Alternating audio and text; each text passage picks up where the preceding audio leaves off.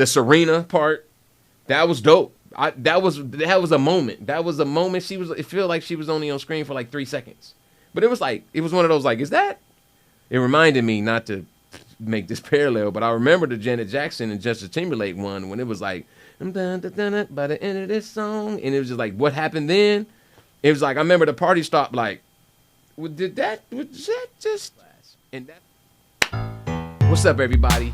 Welcome to another episode of Office Hour Tangents, where I come straight from class and talk about the tangents that I went on in class, and I may or may not have been able to finish that thought. Literally today is a true essence of what Office Hour Tangents is. I am teaching in that classroom this semester right now, and I literally just kind of came out of there and came into here because it's a light topic today, but yeah, we were talking about the Super Bowl, right? So one thing, it was interesting, I had one young lady in the class, she told me there was her first football game she's ever watched in her whole life. So I almost want to bring her into the podcast booth because I don't know if I've met anybody like that ever. Like, that was her first football game, and her perspective and how she saw it. Because I see that, football, basketball, pro sports really can't maintain a super high level like that the NFL, the NBA, MLB, high level pro sports as far as like revenue and all that stuff without casual fans. So she said she watched it for the first time and she enjoyed it and she watched it as a show. But anyway, that was a good perspective and we went off on that tangent. I'm not going to talk about that tangent right now. Since I came literally straight from class, I'm kind of in this kind of like manic. That's usually what happens when I leave class. I'm kind of in this manic kind of space where I'm still kind of like talking and I'm on. But, the conversation naturally, it devolved into the halftime show. So that's what I'm going to discuss a little bit right now is the halftime show. And I'm not going to spend too long on it. But, judging off the social media that I was, into before class and what the students were talking about, here's my thoughts on the halftime show, Kendrick Lamar's halftime show at the Super Bowl. In the moment, while I was watching it, it's a build-up. You're watching the game, and there's a build-up. There's always a ramping up. They're showing little tidbits and commercials about the halftime show. And it's like, here comes the halftime show. And usually what I'm used to, and what I'm assuming that most people are used to for a Super Bowl halftime show, is huge. It's just a huge spectacle. I'm thinking going back to Michael Jackson. I remember that when he came on stage and he just stood there for I don't know how long, but it was the dopest thing ever. It was big and it was spectacular, and he used the whole stadium. I'm thinking about Beyonce, where she probably had 1,000 people dancing at the same time. I'm thinking of Rihanna last year. I'm thinking of just big spectacles as of late because it's held in a big giant stadium, and everybody's watching. So that's what I was expecting. I was wondering how we was going to pull it off because I was like, hey, the only way you could perform at the Super Bowl is to make a big, spectacular thing. So when it first came on, I was underwhelmed.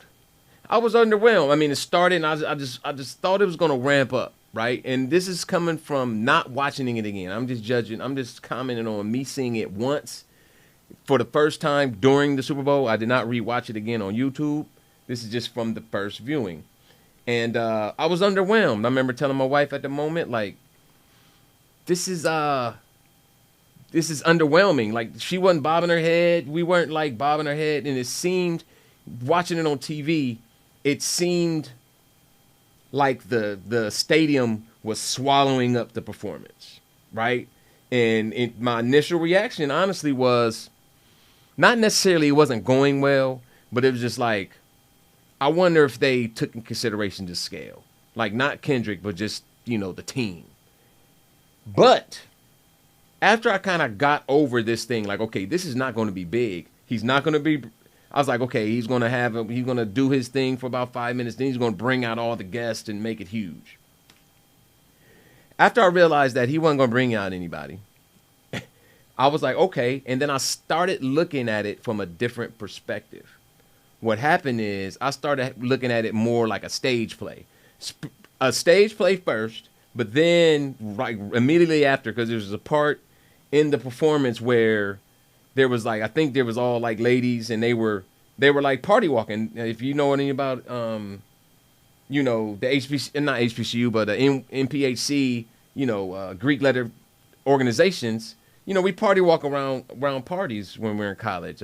Some people call it stepping, but it's party walking. It's not like step show, but this is like strolling around the party. And it seemed like that's what they were doing. And I was like, you know what this is? This is a step show. Because step shows, especially modern step shows, they have a narrator. They usually have this narrator, especially down south. When I started going to more HBCU step shows and coming down south when I moved to Florida, it's like they always have a narrator narrating the proceedings, like introducing, you know, the lovely ladies of, and they come out, and that was like Sam Jackson's role as Uncle Sam. He was like the narrator, and he was switching the scenes. You always had scene changes, so they would go through a little step, and then it'd be another scene change. And he was like, we're going to do this. You need to shape up. And then it's a thing. So it really gave me these step show vibes, or this step show vibe. And I kind of like, I started digging it more. When I'm looking at it as a performance, like this is a performance piece. This is art. Like this guy wants us to kind of like really look and experience what he's doing, not necessarily just experience the spectacle of it all. Right? He was going through album cuts. Like he wasn't even using his biggest hits from the past. He was using like album cuts. It was really storytelling at its fine. I don't want to say at its finest, because like I said, I only watched it once, but it was definitely storytelling. He was telling a story. He was telling a story with his raps. He was also telling a story with the imagery. There was so much symbolism, and it brings me back to when I first started watching it. It was like, I wanted, you know, at the moment, it's the Super Bowl. At the moment, I'm drinking a brew, I'm eating. It's the Super Bowl. It's like I wanted to just see a performance. Shortly in, when it came on, I started thinking like, dang, he's gonna make me think. Like I'm gonna have to think. But I wasn't in the right space to think. Like, and I didn't feel like thinking at the moment, because I started naturally doing it. Like, oh, I see, you know, all black men.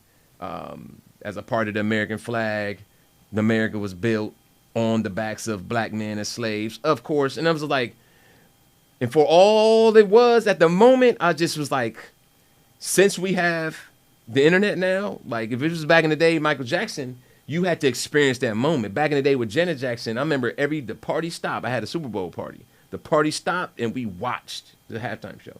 Now I don't think people really have to do that anymore, because as soon as it's done, they can go to YouTube and they can see the show as many times as they want, maybe with different angles, right?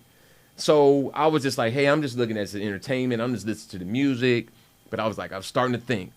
And I was like, but I kind of got out of that because I just wanted to be entertained at the moment. Then I told myself I will go back and watch it again. I mean, I told my wife that at the moment. I was like, yeah, I'm going to have to go back and watch all this, because this is a whole bunch of, I saw the X and the triangle and the shapes, and I saw it looked like a tic-tac-toe field, but now it's, you know, of course it was more so like a PlayStation controller and or Squid Games, a reference to Squid Games. It was a lot of symbolism going on, which when you have that kind of stuff, you're asking the audience to really pay attention. And the way he started, if I can remember, like I said, I have not watched it more than once. The way he started, it was almost like, watch me. Not watch the spectacle. It was like, yo, everybody watch me. Watch me for this whole thing. In class, I was talking about white space. I always talk about white space. You know, empty space, white space, and I always kind of describe white spaces in most instances as like arrows pointing to whatever's occupying the white space. Right? So in that case, I felt like the whole stadium was white space. That's how I felt like in the beginning, that the spectacle was not taking advantage of the space in the best way possible, right? But as I continue watching it, I'm like, from a designer's, from a creator's perspective, I'm thinking the whole space of the stadium was like arrows. All that empty space was pointing, so you had to focus on Kendrick Lamar. And, you know, the dancers he had in the car, that was all like theatrical. I think if you gave him the option, he'd be like, I could just do it myself, just with me and my people out here without any props. But you got to like still do something in the space. But it was like arrows pointing, and you couldn't take your eyes off of him because throughout the whole performance, you didn't know what was coming next, right? It was one of those things, and it had the potential.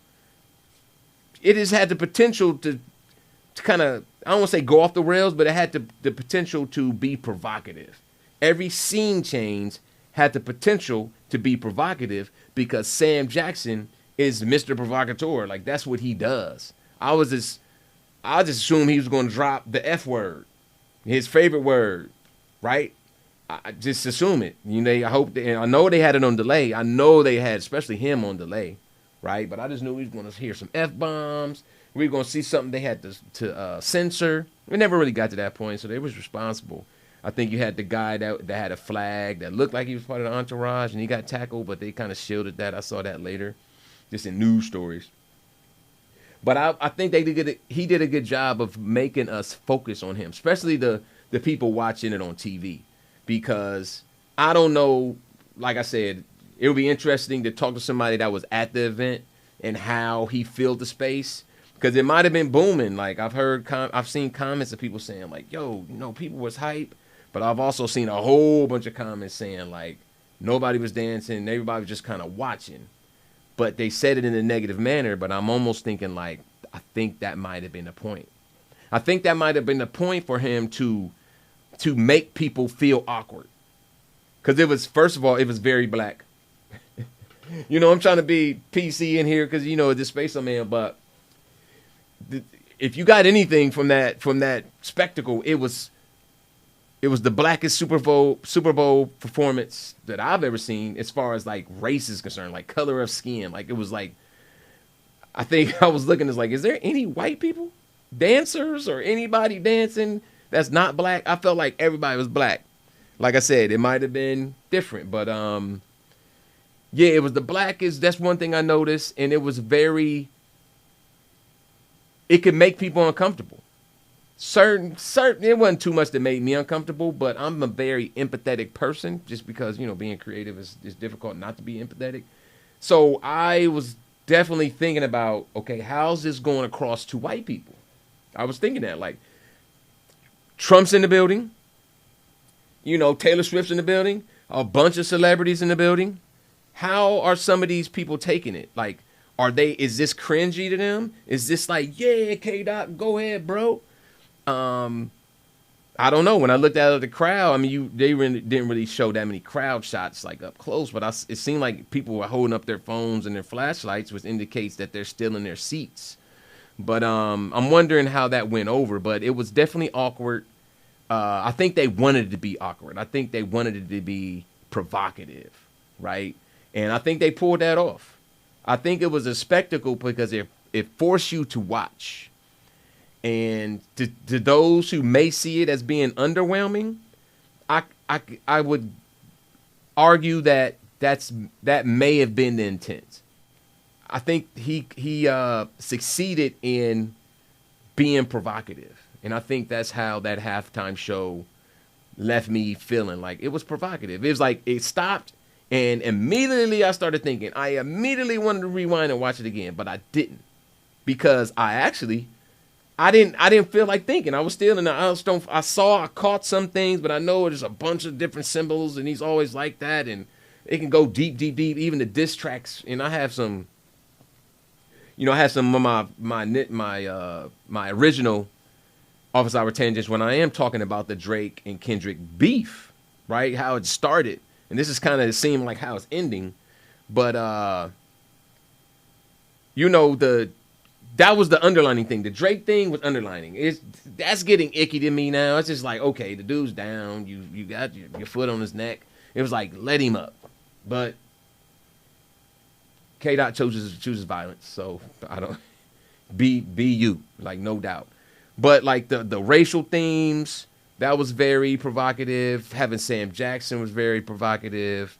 The Serena part, that was dope. That was a moment. That was a moment. It felt like she was only on screen for like 3 seconds. But it was one of those, like, is that? It reminded me not to make this parallel, but I remember the Janet Jackson and Justin Timberlake one when it was like, I'm done, dun, dun, dun, by the end of this song. And it was just like, what happened then?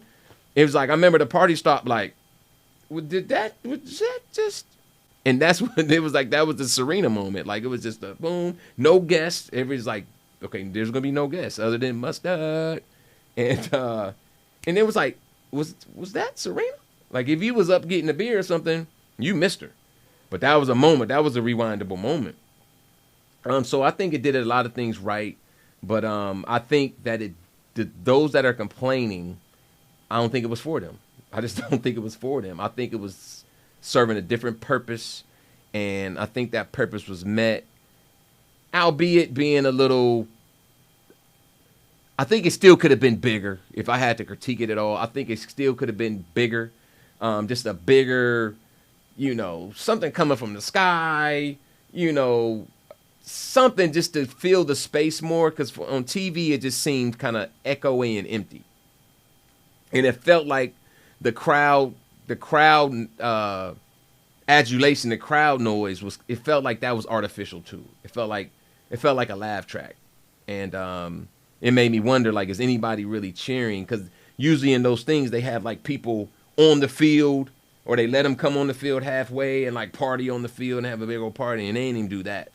So I was wondering if, the cheers was even being heard by the entourage. So I'm getting a little long-winded now. Now I'm getting into the weeds of I need to watch it again. But I wanted to kind of come in here and talk about that tangent that I went on. But I didn't want to go too deep in class because, that's not the point of the class right now. But I thought it was interesting. I'm wondering I'm seeing what everybody else is thinking. But, yeah, my this basic analysis is it was very step show like watch it again. It's put together like step shows at HBCUs are put together. Like, I wonder if somebody that's a part of Black Greek letter organization was a part of the planning process, because it really came off to me as something like that. But if you watch it more like a play or a performance like that, I think you may get more. I only say whatever I think you will. I got way more out of it when I started watching it from a performance, artistic perspective, and not a big spectacular concert. Okay, so yeah, that's my take. That's my tangent on the halftime show. Wonder what you think. Like, subscribe, share, all that good stuff.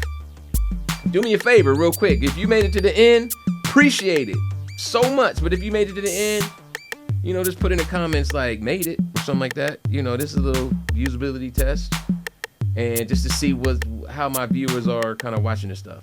All right, peace.